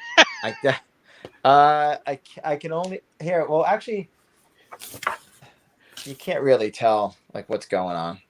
Yeah, I don't want to get you in trouble though. You can always point the camera at you. Well, I just showed it real quick, but you can't tell anything. No, it's up to you, man. Did you see it? If you want to stick around, we could. Let me see. I put it on there real quick. Can't really see it too well, but I don't want to get you in trouble. Yeah, no. Don't worry about it, dude. Yeah. We definitely can't. We definitely can't say, but it's NDAs are scary, man. What's that? NDAs are scary, man. Don't mess around with that. Yeah. I ain't messing around. Like, well, here's the crazy thing. I don't know anything about it except what I get. Right. So I can't even screw it up with information because I don't know any. It's right up your alley, though. It's great. Yeah, I'm excited about it. That's awesome, man. It should be fun. It should be fun. Yeah, I know you'll kill that one too. Thanks, man. All right, I'll talk to you guys later. I'll send you a picture of this when I'm done just cleaning it up a little bit. Okay, perfect. All right, thanks, Chris. And right, again, guys. Anybody who's watching, you could start bidding on these right away. Either Chris, Mike's, or Andy's. Start them at $20, increments of 5, and by Friday, 5 p.m., we will shut it off. Highest bidder gets the piece, the coin, and highest bidder for each one will get the piece as well. Right. Thanks, Chris. Have Cheers, fun. man. Thank you. Thanks, Chris. See you again, man. All right, brother. And then there were 2. Now you got to listen to old windbaggy Rooth go on and on. No, it's all good. So, Scholastics. Just kidding. Yeah. No, Let's talk a little bit about Dracula. By the way, I put a sure, new man. picture up for that by Mr. Steve McGinnis. Yeah, we're really close. 103 backers. Couldn't be happier. We've just absolutely killed it. We still got some time to go. We got 27 days, so I Oh feel pretty yeah. confident we're going to get this thing funded up. But I guess I'm anxious because I have a lot of other plans that I want to put up, and once we get to the stretch goals, then we could sort of have fun, rolling those out as we go. So, Right on. um, so for the folks that are kind of new to the, seeing this, I know, I mentioned this quite a few times, but we put together a Kickstarter based on Bram Stoker's Dracula book. We have Bram Stoker's great nephew, Dacre Stoker, who does the video. He was kind enough to do the video and does a forward for it. And we, like I said, we have about 27, 28 27 or 28 different artists on this like stellar crazy lineup that I can't believe happened. And a lot of that really came as a snowball where I started inviting people. Like for example, Mike, you introduced me to Tony and Daniel, right? Yeah, And yeah. yeah, Well, when I knew the kind of quality of the book you wanted to do, I had to call the two best quality painters I know, and it's those two guys. And yeah, Tony and Dan are amazing. I actually Heroes in New York are shows where I get to the shows I get to spend time with them. I haven't seen either of them since I was last there, so it's been many years actually. But they're excellent guys, and I knew they would kill it for you, and they did. Their pieces are sensational. absolutely. I knew, in particular, I knew Dan was going to go with with that kind of more medieval route. Yeah, And, yeah, that's his thing. he just did such a killer piece, and yeah, it's been cool, man. It's been a cool thing to be a part of. Like, it's been awesome to see all these different artists, jump on board, and it's been cool. I had a pretty solid idea from the start of what I wanted, but I really struggled visualizing it. And I didn't include this in any of our concept stuff because my concept stuff is really kind of pointless to show because it really is just chicken scratch. Like most of my concept roughs for like Dodge and stuff Cool. are really just stick figures and stuff like that, right?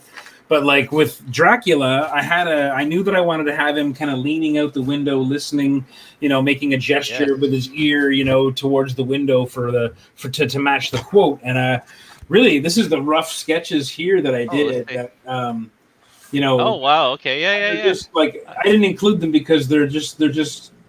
I see it though. I see it. But like I even wrote like rats, owls, bats, moths, foxes, wolves. Like I didn't include all that stuff, but I was just trying to think of all the creatures of the night that naturally came to my, into my head.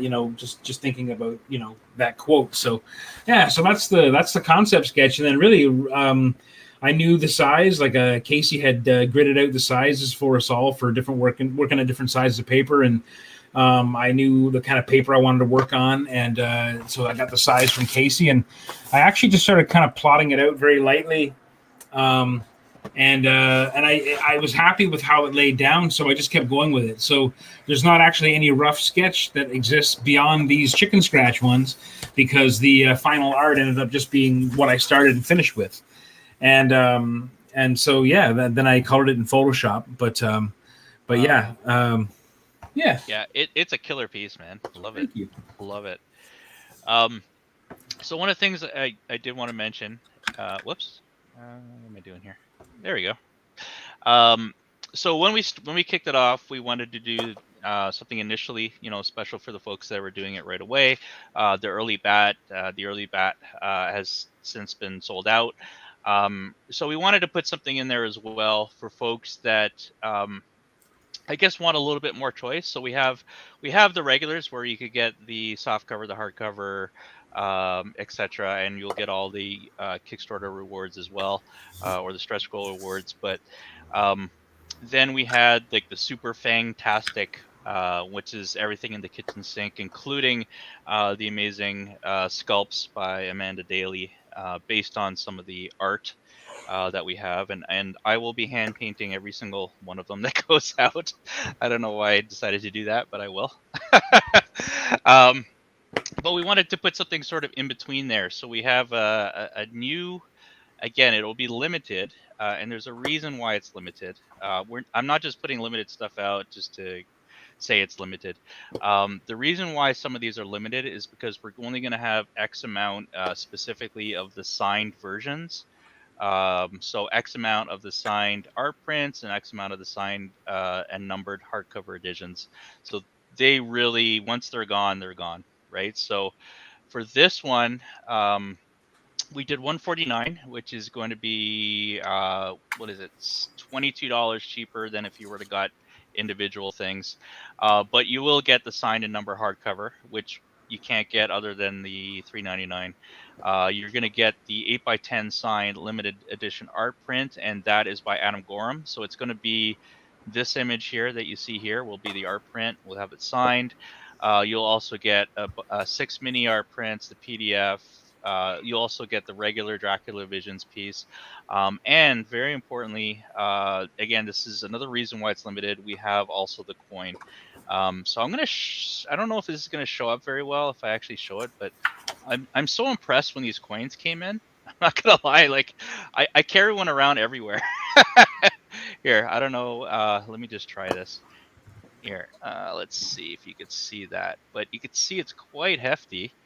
And on this side, it shows a little better. You could actually see Gerhard's version of Dracula's Castle, and it has the date on the bottom, the slam press tomes, and on the other side, here, make sure I have it right side up, you have Sam Agro's Dracula with the bat, and then the Dracula Visions across the top. So that will also be included with all of these as well. Very cool. Boom. Yep.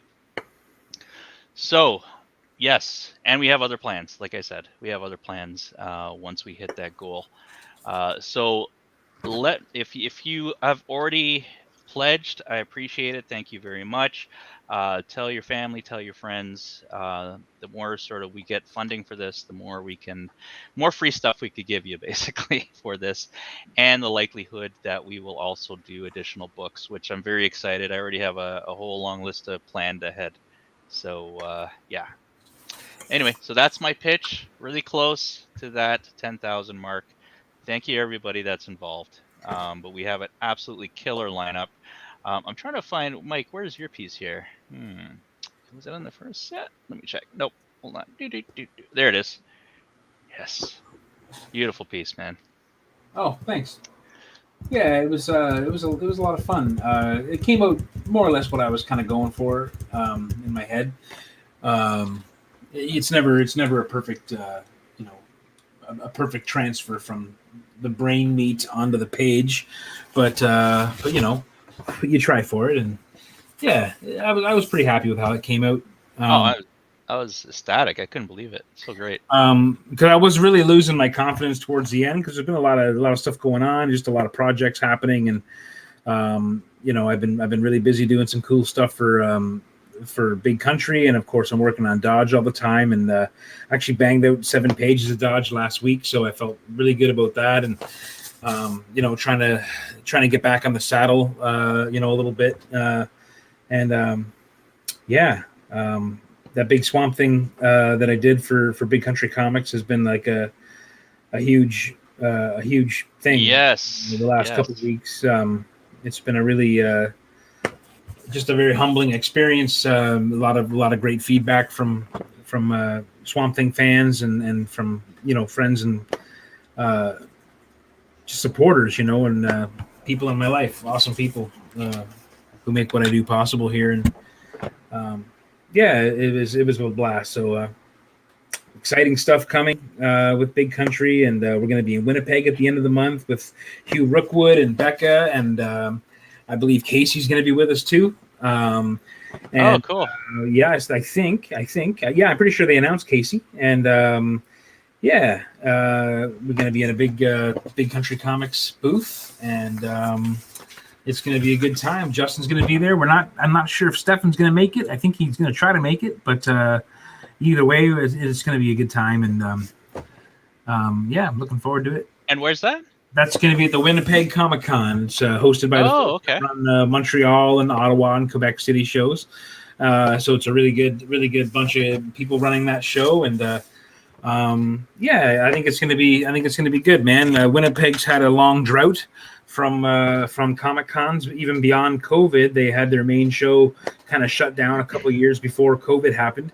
And so they've actually haven't had really any kind of big shows in Winnipeg in Central Canada for quite a while.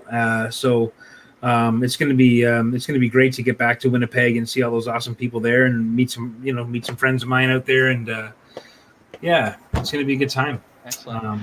So I got your cover right here. Big Country Comics. Right on, dude. Yeah. And we have Mr. Hugh Rookwood doing a couple covers as well. Friend of the show, Becca, who just had a successful Kickstarter and is one of the artists on Dracula Visions. And I'm so happy you got this cover, man. Oh, thanks. Thank you. I appreciate it. Let's pick this up a little. There we go. Look at this. Swamp Thing. Thank you very much. And if you know Mike, this is kind of your go-to guy that you like to draw to zone out on, right? Absolutely. Yeah, this is the original piece here, actually. Hold on. 13 by 20. Wow. 13 by 20 on illustration board, and wow, it was an awesome piece. So I'm not sure what I'm doing with this one yet. I might be selling it. I've had some absolutely phenomenal offers come in that have you? Okay.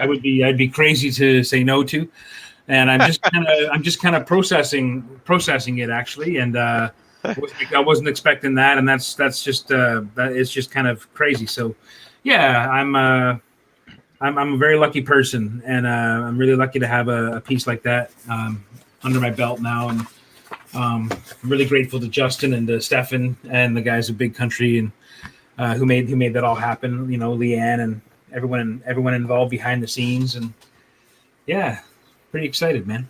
Very cool. And you have both of these, which are really cool as well. I actually picked up one of each. I had to. Oh, awesome, man! I was so happy, when I got the call, I couldn't believe it, and the whole creative process with working with the guys at DC was just so amazing, and I tried to do my best, and I actually probably did a little bit more than was asked, but I just wanted to show what could be done, because it's you suddenly given the chance to draw something you dreamed of drawing your whole life, you suddenly find yourself devoid of any good ideas, because you're just like, it's one of those things I used to just draw to relax, It's added. And it's so this is probably the only time I've ever drawn Swamp Thing where I wasn't relaxed, because it's going to be published work on a cover. And anyway, it was pretty cool. Because I just kind of hinted, like, it'd be awesome if they'd let us do the classic DC bullet logo with the classic Swamp Thing dressing and masthead on the cover. That would be so rad if they let us do that. Like, I doubt they would, but that'd be so cool. And the guys at DC were like, "Yeah, I doubt they'll let us do that, but that is a pretty cool idea." And then when I saw the final art, and they sent it to Justin and sent it to me, I was just like. Yeah, I was just over the moon. Like I couldn't have been happier just to be doing the gig to begin with, but then to see that actually went with the retro dressing, it was just such a wonderful day. Just the most amazing day. So amazing. Yeah, I bet.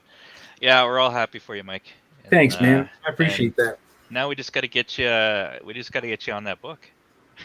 Full time. That'd be fun. Next steps. We'll see. Right on. So you can pick this up at Big Country Comics. Yes. These are exclusive to Big Country Comics. Yes, they don't come out until November, so we're not going to have them in hand at Fan Expo. Stay tuned for more information about that. But my Toronto peeps, if you want to get your hands on it, the best way to do it is to order from Big Country. Because we'll be taking what's left on the road, I guess, when things open up again in 2022, and so yeah. Excellent. Get it while you can, and thanks, Martin. I appreciate that. Oh, anytime. Sam's Noir says, You got the coin. Show the coin. You showed the coin. I showed the coin. Show the coin again. I honestly, I know it sounds like I'm pushing this, but it's so I was so impressed by these. I got the box. I did not think, so it was like in a small box like this, and I got it at my front door, and I pick it up. I figured it wouldn't weigh very much, and I just picked it up, and it's like, oh my god, it's like a brick in here. But these things are pretty solid, and really I'm very impressed with this. So if we do other projects, I'm definitely going back to these guys. That's cool, man. Casey Parsons says, "Yep, I'm there." So I guess he's going with you. Right on. It's gonna be a good time. Andy Belanger says, "Thanks again, guys." Thank you, Andy, for coming on, and we'll see you soon. And also congratulations on Psycho Gorman. Yeah, that's crazy, man. Their Kickstarters always do so well. Like, I'm always so impressed at the whole marketing, and even when like Mother Trucker, all like the cool like wrestling style promos, videos that they would cut, and it was really really impressive to see that kind of a machinery in work working to make a Kickstarter happen. That was really impressive stuff. So, well, Mike, next time we do one together, we'll cut a promo. Sure. You can slam me or give me a chop or something. Great. I'll take it. I'll take one. I'll take one for the project. Or maybe I'll get Andy to do it, and then I'll definitely regret it. But Amanda says, "A gorgeous Swamp Thing." Thank you, Amanda. I appreciate that. Alicia says, "Dang it, I step away and you bring out Swamp Thing. So proud of you and happy for you, Mike." Well, don't step away. Thanks, Alicia. This whole show is gold. Everything. No, thanks, Alicia. Yes, we're all proud of Mike. Sam Agro, also artist, and is on the coin. Yes, classic logo looks fantastic. Agreed. And he says, "Great job." Thanks, man. Thanks, Sam. Is that the best when like a fellow artist gives you props? Oh yeah, absolutely. It's I mean that the community that I'm so lucky to be a part of is just amazingly supportive, and yeah, I mean I've been a fan of Sam's for a very long time, and I love his drawings, and I'm actually getting Ookla the Mock that he from his Inktober fan expo, which I'm you're getting that? Yeah, his Inktober's are amazing. Yeah, and I'm gonna see if he's got any left of any of his others at Fan Expo, and just probably take a visit to his table, because I hadn't really lined up any commissions with anybody, and I'm not really sure what's going to go on at the show, to be honest, commission wise. I may just be doing very small sketches. I may just be doing remarks on books. I'm not really sure. I haven't. I'm preparing myself as best as I can to be back in a public setting like that with that many people, and I know it's going to be safe and awesome, and I'm not really worried about it. But I am curious to see what I'm going to like, how I'm going to like drawing with a mask on, or how I'm going to like drawing, with it just the comfort level that's affected as a result. But my wife works retail. And she wears a mask 8 hours a day at her job. So I don't want to be like a little baby who can't sit and draw pictures of Spider-Man with a mask on all day. But at the same time, I've yet to see what's gonna happen, and so I don't want to take on too much. And unfortunately, fortunately, I'm just too busy to take on any kind of pre-orders for the show. I have one or two that are outstanding back from 2020 when everything got canceled. I'm going to try to knock out one or two of those, because I've barely been able to touch any commissions now in a long time. I've been busy doing other stuff, and that's a good thing in some ways, but I always feel bad when people have to wait so long for commissions. So what remains to be seen what happens at Fan Expo, but I'm going to I'll definitely be doing drawing of some kind. I don't know how much or how big or what. Yeah. That's actually a good segue, because we can announce a couple of things that we're doing. Sweet. So at Fan Expo, for folks that are going, I'm actually going to be a part of 3 panels. So we're going to get the details soon, but we've been confirmed. If you're interested in more Sketchlemania, we will be doing a Sketchlemania live which I'm super excited. That's the dream for me, man. Wow, there it is. This is my Swamp Thing. There it is. That's We're awesome. we're gonna be doing a Sketchlemania live at Fan Expo, so that's gonna be very interesting. The way it's gonna be set up. So, all hell could break loose. Who knows? But the participants on that will be our very own Mike Rooth, Very cool. Becca Kenzie, Sam Agro, and we'll also have Casey Parsons. Sweet. That is your lineup for Sketchlemania live at Fan Expo. That In is addition, awesome. in addition to that, we're also going to have a panel for Dracula Visions, specifically.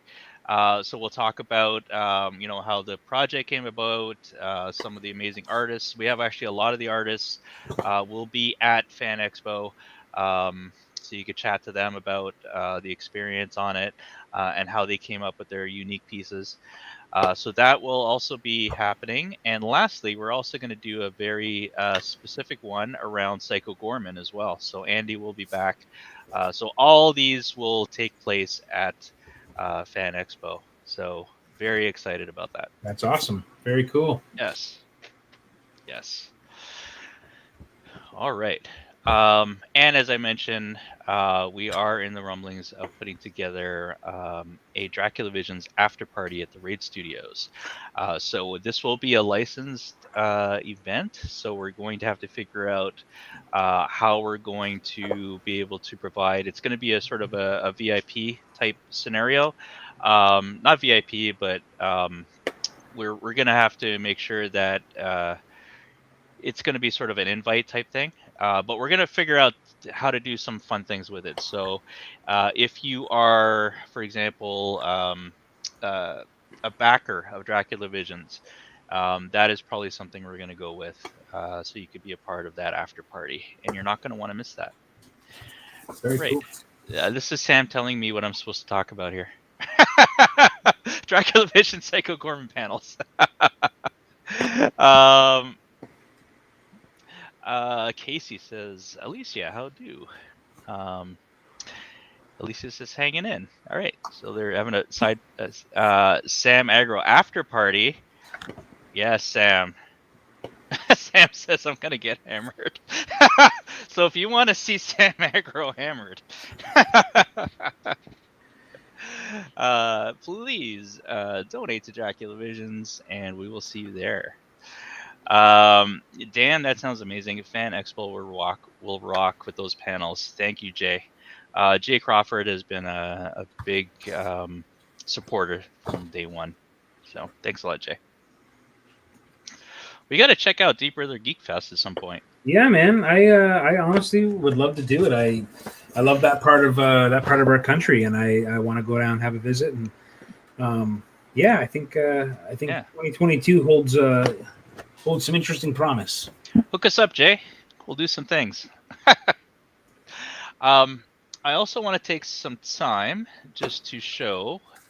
I have so much for today's show, man. It's crazy. Hold on. Our friend Marvin Law, and I took like the worst picture. Actually, you know what? I'll get a better one here.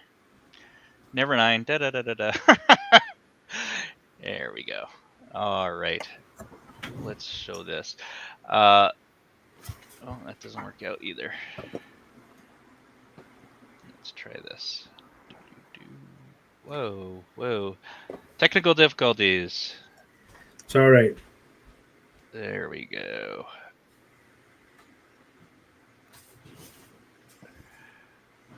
Okay, I think I've got it worked out. All right. So let me share my screen here. Friend of the show, Marvin Law, has also donated a piece to go towards the auction. And it is none other than Mr. Jason Voorhees with your Camp Crystal Lake and an unfortunate camper there. That's awesome. Hey, when's Marvin going to be on the show, man? I've offered. He says he's retired. But retired. We'll get him on there. I don't know. I see him drawing all the time. We should do a special Great Muda episode, and we'll have the Great Muda. Yeah, we'll do all masked Japanese wrestlers. We'll do there like you go. a Yushin Liger show with featuring the Great Muta, the Great Kabuki, Power Warrior. It'll be a good time. So we can if you want, you could start bidding on these. So this one will also be in the mix. So if you're interested in this as well, you can start bidding on that. We'll start the bids at $20. Again, Andy's, Mike's, Chris's, and Marvin's here. All right. This is a 12 by 18. It's going to be Wow. a little bit of red ink coming up and some white highlights. Oh my god, dude! Wow. Yeah, should be all right. You got a dead heathen up there. Got to keep them heathens well poked and hung, I guess. He's back in medieval times, dude. Gotta keep them heathens poked. Yes. Yeah, I'm always watching out for the big pike that's coming to get me. So, and hang Well, if you're hang gonna my go, heathen pork into the air, you might as well go in style. Might as well. Yeah, I suppose being impaled by someone who looked that awesome would be a decent. Yeah, what are you gonna do? I don't know. Yeah, it'd be glorious. The glorious death. Sam's. Oh, hold on. Sam Agro says wrestlers are definitely the best shot at getting Marvin to do a Sketchlemania. Yeah, that's what I was thinking. I know how to speak Marvin's language. I will be down to do a wrestling one for sure. For sure, man. Maybe we'll get Andy back for that too. Yeah, he might be interested. It's possible. Yeah, there's a lot of crossover between comics and wrestling. Yep, always has been. Yeah, for sure. I know a lot of fans of comic books that are into wrestling. Oh yeah. Oh, it's masked, it's colors, it's plot line, it's so it's a colorful, violent soap opera for boys. Exactly. Actually, speaking of fans, so Eric from the Cave of Solitude will actually be doing one of the moderating on one of those panels. So very cool. I'm going to be moderating on the Sketchlemania. I'll be leading that. But when we're going through the Dracula one, so Eric's going to be doing that one. So I miss Eric. It'll be good to see that. Yeah. So he's going to be a fan expo too. Very cool. Yeah. Awesome, man. Yeah, I'm really looking forward to it, man. Just to see people. Yeah, no, for sure. I it's been a long time.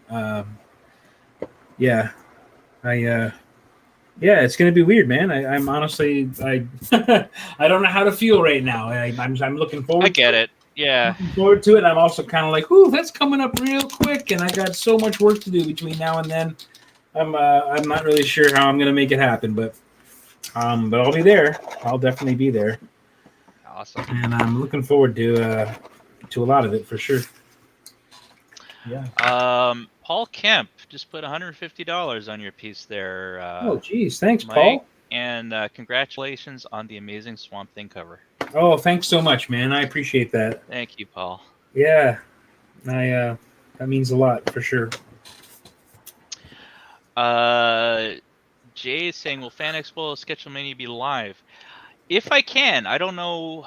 I honestly don't know what the situation is exactly and how that's going to work out. My understanding is that the stage is actually going to be within the hall, so it's not going to be in those side rooms, and it's not going to be seats. People will be standing for it. So if we could get a signal, I'll try to go live. If I cannot, I'll definitely want to record it. And if I record it, then I'll just put it up on YouTube later. I'm not sure if Jay's ever been to Fan Expo in Toronto yet, but Jay, the venue, it puts us about 3 or 4 stories underground, and so the signal isn't always great. It's even hard just to get basic. It's hard to get your own plan when you're down there, even with your cell phone, right? So it's it can be tricky venue for that for sure. Oh yeah, for sure. So like I said, once we kind of figure out the situation, it'll either be live. Either way, I'm gonna get someone to record it. I'll record it and we'll put it up because I'm super excited about it. Yeah, it's gonna be a good time. I'm gonna be a little. I might even be a little nervous. Well, We'll see. that's all right. That's all right. It's a whole different thing, man. When Yeah. live crowd for sure. Yeah. But you're We'll see how fine. it goes. You're a We'll see how natural it at this, man. You're going to be fine. No, I'm still excited. It's gonna be great. Jay says streamed live or videotaped. Videotape, Jay. I'm gonna bring out the VHS. Heading back to 1988. No, like I said, yeah, we'll either record it or go live. We'll have to see what it's like first, I guess. Sam says Paul is the best. Yeah, thanks, Paul. Yeah, Paul is the best. For sure. Jay says, yeah, first time was in 2009. Last time was 2013. I guess that's when he went to Fan Expo, I would assume. Okay, yeah. Yeah, so you know what it's like. It's not the best. Not only is it underground, depending on where we are, but with tens of thousands of people. Yes. Also using cell phones in that area, in that vicinity, it's generally not the best to get signal. So we'll see. Hasn't been bad. I mean, the past couple years it hasn't been too bad. That I recall anyway. But yeah, I'm not sure about for streaming. For streaming, I'm not sure what kind of a quality you'd have there, but exactly. But yeah, for sure. All right, we have 6 minutes left, Mr. Rooth. All right, that's cool. Yeah, I'll just be adding some highlights to this shortly and calling this one done. I don't think I'm going to go too far into color. I think I'm just going to keep it all tones of red and white. And yeah, I think it's going to be a different kind of piece. But I'd like the winner of this one to just donate the money directly to the Kickstarter.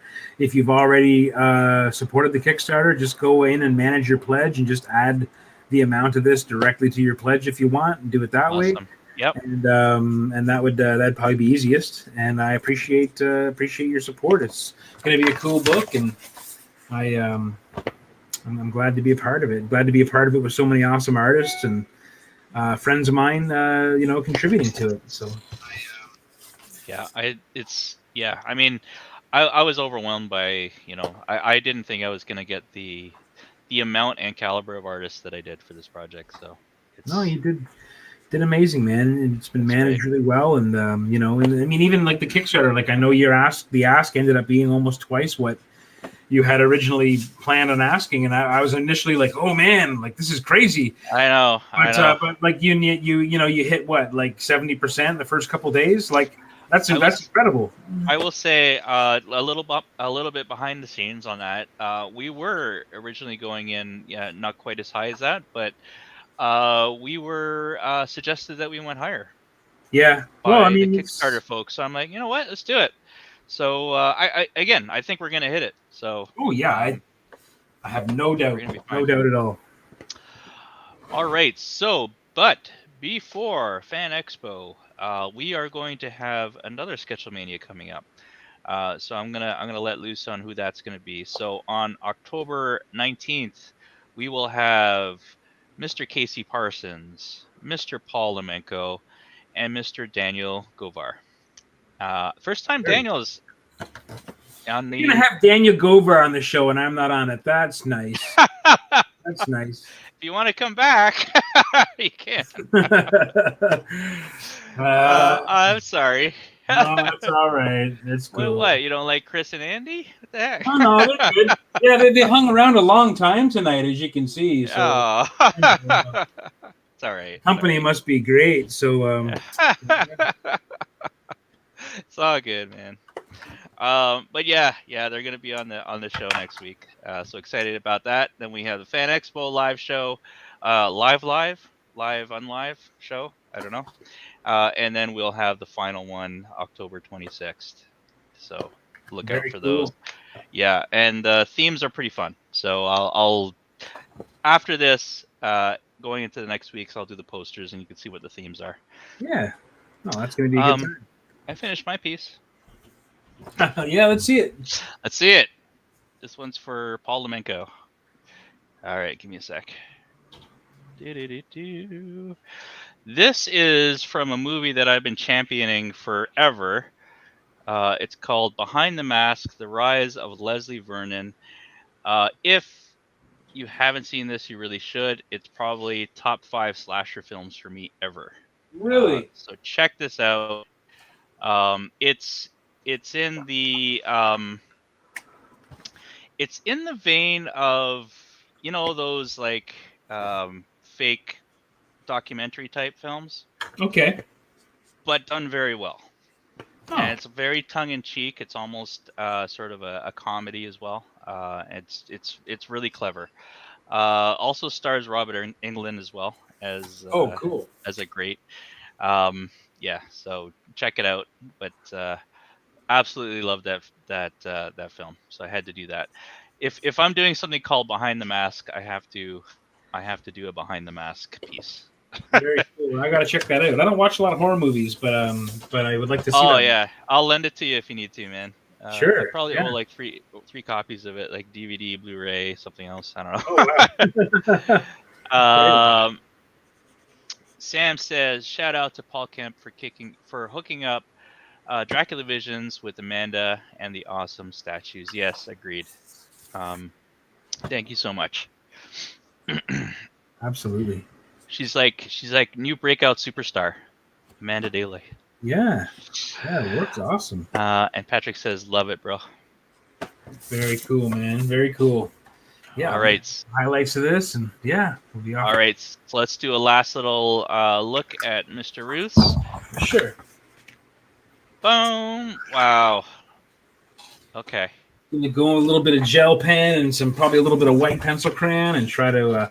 I normally hate these jelly roll gel pens with the white ink, but it's actually Sakura ink, so it's actually pretty decent ink. But it's a little bit shiny sometimes. But yeah, I think for armor, it actually is the right kind of. It's gonna make it pop. Yeah. Right kind of shiny, I think. So we'll see. We'll see how it goes. But yeah, I'll send a scan or a photograph of this. You know, when I get it finished in the next little while, and yeah.